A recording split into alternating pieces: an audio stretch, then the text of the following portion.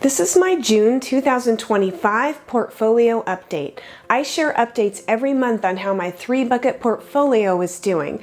If you haven't seen me before, I retired in June 2024 with a little under $500,000 in my 3-bucket portfolio. I'm currently still in my bridge year until the end of July when I turn 59 and a half and have the option to pull from my retirement accounts. This is a channel for people with a modest retirement income. To me, a modest income means not poverty or not low income, but not quite median or average income, and definitely not high income. I want to show that it's doable with my actual numbers. I've been retired for over a year now and my portfolio keeps growing. Happy 4th of July, by the way. I'm actually recording this on the 30th of June, but I always schedule them for the first Friday of the next month, so I know this will be playing on the 4th of July. My bridge year funds include my 457 deferred compensation plan, a high yield savings account, and a CD ladder, and it's supplemented by my $800 a month pension and my YouTube income.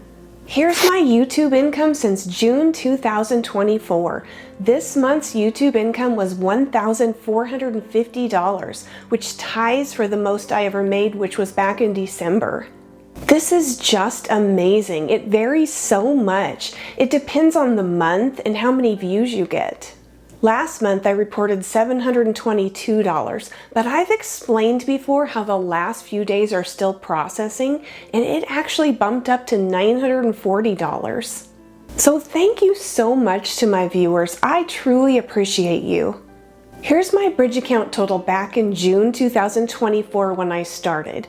My bridge account total at the end of June 2025 was $22,200.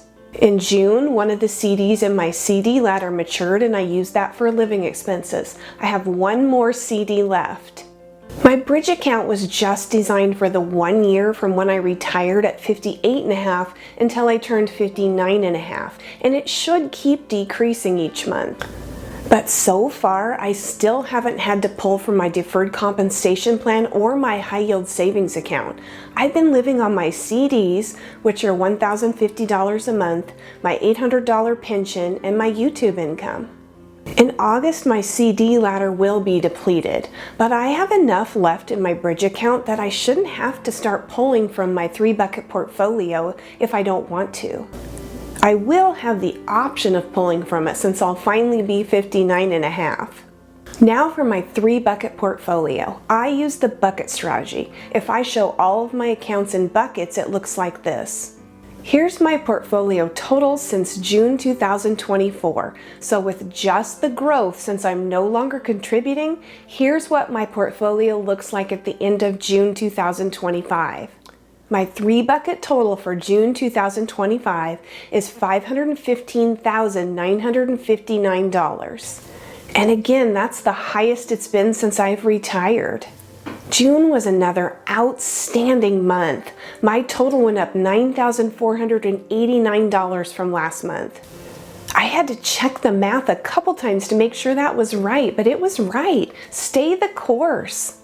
So compared to June 2024 when I started, my 3-bucket portfolio has grown by $53,359.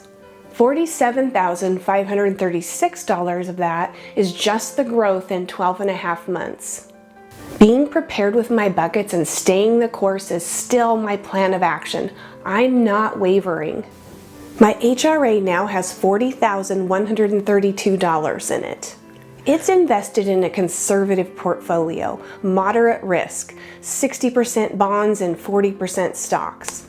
It bounced up quite a bit this month. So with my 3-bucket portfolio, my bridge account, and my HRA, I now have $578,291 in all accounts for retirement at this moment in time. I'm up 11.5% on my 3-bucket portfolio in 12.5 months. That's just crazy. My hope was always just 7% growth, and it stayed above 7% for this first year. I'm so happy with my conservative, modest little portfolio. It has exceeded my expectations. 3.5% withdrawals, which I haven't started yet, plus 3.5% for inflation means I wouldn't have to touch the principal at all. At least that's the plan. My total retirement savings, including my 3-bucket portfolio, my HRA account, and my bridge account, went up by 8.26% in 1 year, and that's after paying all of my living expenses. I feel like I should start including that figure in my monthly updates, but I am super happy with this and I hope it continues. There's 3 things I want to mention. One is I updated my playlists. I don't know how many of you look at those, but if you ever want to watch a video on a specific subject, I'll have a playlist like healthcare options for early retirees, and you can find all the videos I've made on that subject in that playlist.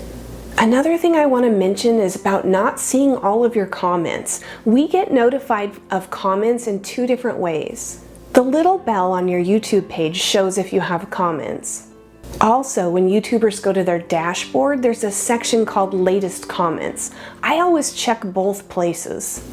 But many times, if I open one of my videos and scroll through the comments, there'll be comments there that I've never seen before and wasn't notified about.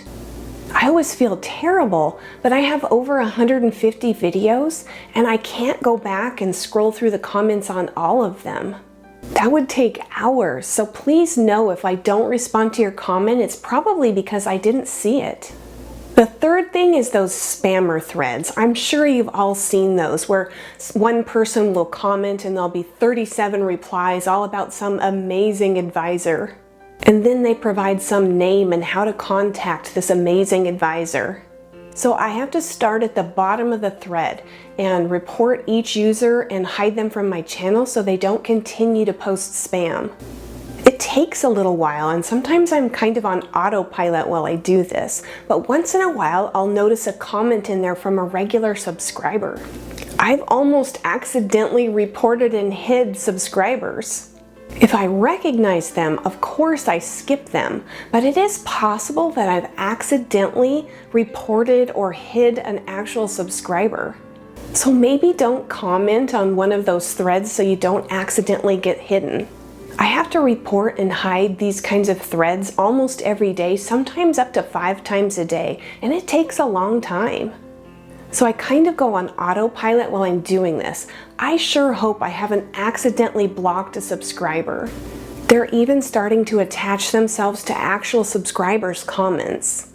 I'm sure there's probably spam threads that I haven't seen too, so if you see those, just ignore them. Now my ACA insurance experience update. I didn't have any doctor's appointments this month or no surprise bills. I do have an appointment at the end of July for my annual well check, but all is good with ACA at this time. I also have a dentist appointment in July for my 6-month cleaning. I'm going to ask them about insurance companies. I want to see what I can find out because I'm definitely going to cancel my ACA Delta dental plan because it's a waste of money. I want to find out what options I have. I may just self-insure. Someone commented on one of my videos recently about a One Smile dental plan. It's not insurance, but it's a discount plan you can buy. I looked into it and in my area there's only one dentist that accepts it and I don't know anything about that dentist. But there may be other discount plans like this, so I'm going to see what I can find out. My dentist also has his own membership thing. You can pay $55 a month and you get your 2 cleanings and x-rays and you get 20% off any services and 1 free emergency visit. That would be a little bit better than the Delta Dental ACA plan I have right now. So I'll let you know if I find out anything new.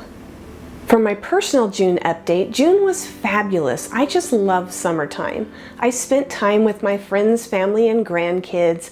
I got outside and went hiking a lot. I worked in my yard and my garden.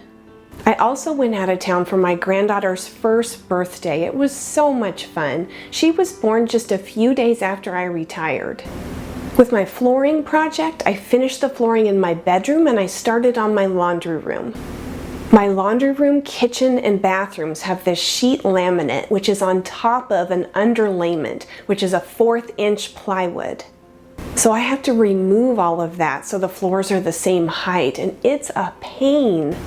I started on my laundry room so I could see just how difficult it was going to be. I've never done anything like this before. I thought removing the carpet pad, tack strips, and staples was bad, but removing this underlayment is just awful. I'm using a shovel to break it out, and the staples are over an inch long and they don't just pull out, they break off.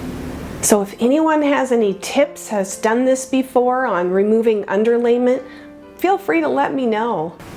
I hope you had a good month. I'm feeling so positive still. I hope you are too. If anyone wants to share how their portfolios did this month, feel free to leave a comment. I know people really are interested in reading that, and I am too. If you're seeing me for the first time, hi, I'm Julie and this channel's Happy on Monday. Thanks for joining me. If you found this helpful, please like. And if you're interested in retiring early, consider subscribing. Today I'm going to leave you with a quote by Oprah Winfrey. You define your own life. Don't let other people write your script. Hope to see you again soon.